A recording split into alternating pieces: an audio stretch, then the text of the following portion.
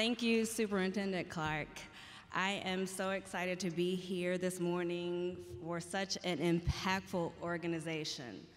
I want to take you with me on my journey, at the beginning of my journey, actually, at Walter G. Byers School 5 years ago.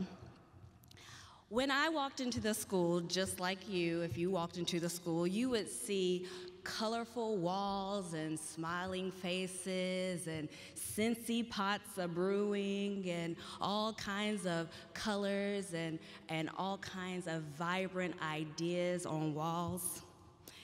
That's what I saw when I walked into my school.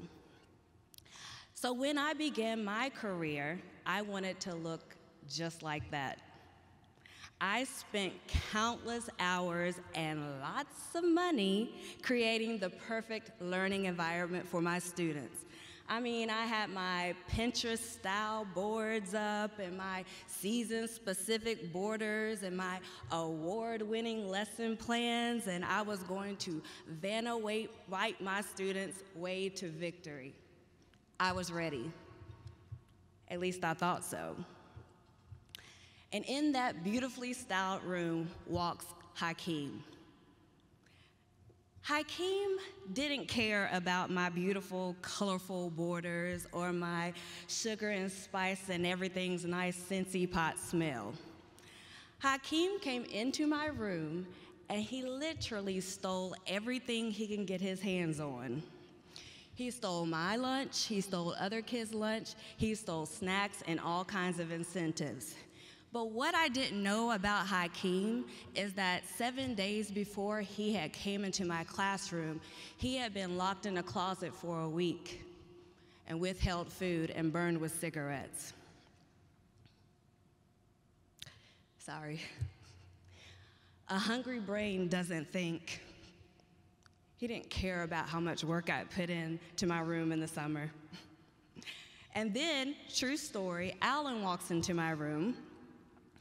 And as much as I had put work into putting their names all over the room and all these wonderful quotes and again my season-specific borders, well, Alan walked into my room and ripped my borders off of my wall.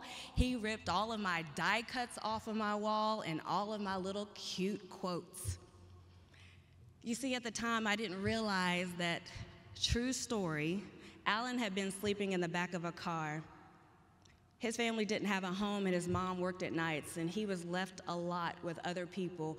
We'd call them friends, but he would call them very unfriendly. A neglected brain seeks attention. And then in walks Alana. Well, I say she walked in, but she actually didn't walk in. She was drug in by our administrators because she came in like a force of nature, screaming and kicking and cursing kindergarten, cursing everybody in her path. What I later found out that Alana had been moved from one state to the next because authorities had found her chained to a bed, beaten and left for dead. An abused brain seeks attention. Since that time, I had to dispel the idea that teaching was an individual sport. I had to understand that no one was going to prepare me for this. I had to throw myself into it. I realized very quickly that all of the decorations and interactive lessons and 21st century Starbucks-style classroom didn't mean a darn thing. It's important, but that was the head work. That's what I'm paid to do. But I learned very quickly that if I was going to win with this group of kids, I had to activate my heart work. That's the connection and relationships and the care. I learned that I had to connect heart work very quickly. I worked in a school where a third of our students were homeless. I call us the unofficial feeder school to the shelter since we were placed right behind it. I learned very quickly that all of those things that I had put lots of money into and lots of hours into wasn't the first thing, and it wasn't the only thing for those students. I understood very quickly that I had to reach out for support, and I did that. And when I did that, something wonderful happened. That support and that community reached back to me. We are in the business of growing young minds, and that job takes many hearts. It takes a village. Let me tell you the story of one such village, Sabrina's village. I worked in a pre-K to 8 school. I'm a lower elementary teacher, and Sabrina was just starting her career as a middle schooler. I would see her walking around, and she would always be dressed head to toe in black. She'd have bags on her back, and one on her arm, and another on her arm, and 2 in her hands. And I made it my mission, because she just always looked so, attitudinal. So I thought, I'm gonna make her speak to me, just cause. So every day I would jump out at her, I'd say, "Hey, Sabrina, good morning." And she would kind of look at me like, okay. And I said, "Oh, I'm gonna get her. She's gonna speak to me, because, that's just my thing. You need to speak to Miss Todd." And so after a while, after months of trying, she finally spoke back. And then many months later, she actually started speaking to me first. And then many months later, she began telling me her story. You see, Sabrina was homeless, chronically, never had a home. She was one of 12 siblings, and they lived in cars, shelters, and motels. She was carrying all of those bags because they were her belongings. They were literally the things that she lived by: her shoes, her toothpaste, her hair items, anything that she needed to live, she carried around on her. I couldn't understand her life, and I still to this day never will.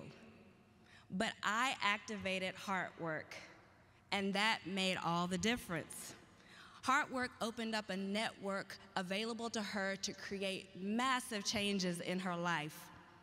She began opening up to community supports in and out of the school. She connected with teachers in different ways. She changed her whole perspective just by activating Heart Work. Her clothes started to become lighter. She went from black to dark blue, then to purple. And then one day she wore pink. I thought I was gonna faint. Her hair came down, and her bags literally and figuratively started to come off. She opened herself up to life's possibilities, and her village began to form.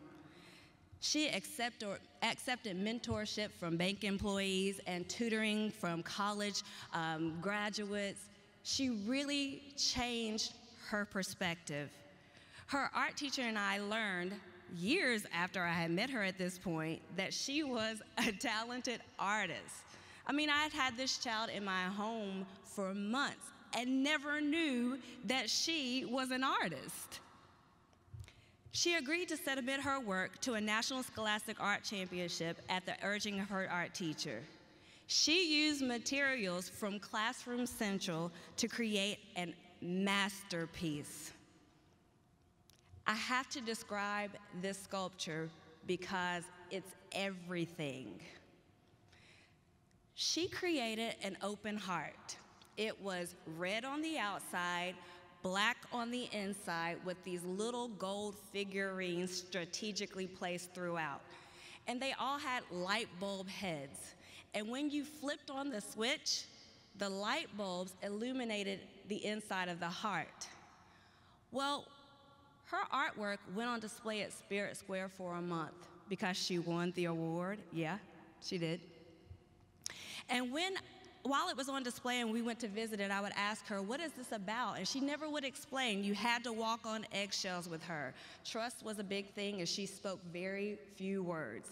So by the time her display was coming off at Spirit Square, I asked her, I'm taking it to my home, and I said, "You've got to tell me the meaning of this open heart." And she said, okay, Miss Todd. That's how she talked, like she didn't really want to tell me. And she said, okay, Miss Todd, I'll tell you. So this is my heart. It was black on the inside and red on the outside. It was black on the inside because I didn't care. I didn't have hope. I didn't feel like I was going to be able to do anything in life. None of my family does. I was stuck in this moment where I didn't care. She said, but these people, she said, these people that are in my heart, these are the people that have helped me for the last 3 years. And when I turn you guys on, you illuminate my heart. She said that, Miss Todd, you're here. I wanted to tell you for a long time that you were the light in my heart. And what she didn't realize, that she was the light in mine. She gave me purpose. And because of all of the community people and teachers and people in and outside of the school, we changed her perspective. She is the first of her siblings to get to 9th grade. She got into a prestigious art school with this sculpture created by a network, a community. These were the items that us teachers walk into Classroom Central to pick up to change lives. I sent a letter last year to Classroom Central thanking them for what they did. I just felt like they didn't really know their direct impact on our lives. It's not about a pencil, but it is about a pencil, because I didn't have the money to buy pencils, because I had been buying breakfast and shoes and coats and bus fare and hotel fees, because I wanted my kids to survive. Classroom Central is everything to me. I can't express to you or to them how important they've been to my life. You see, my hope today is that you activate your village mentality and directly involve yourselves in nurturing our future leaders. It matters. I've seen it matter. We all have our head work. That's what moves us and pays us. But hard work, that's what moves a community. I had to understand the difference before I could be a part of my students' village. I'm paid for the head work, but the love and the connection, the hard work, the state could not cut a big enough check.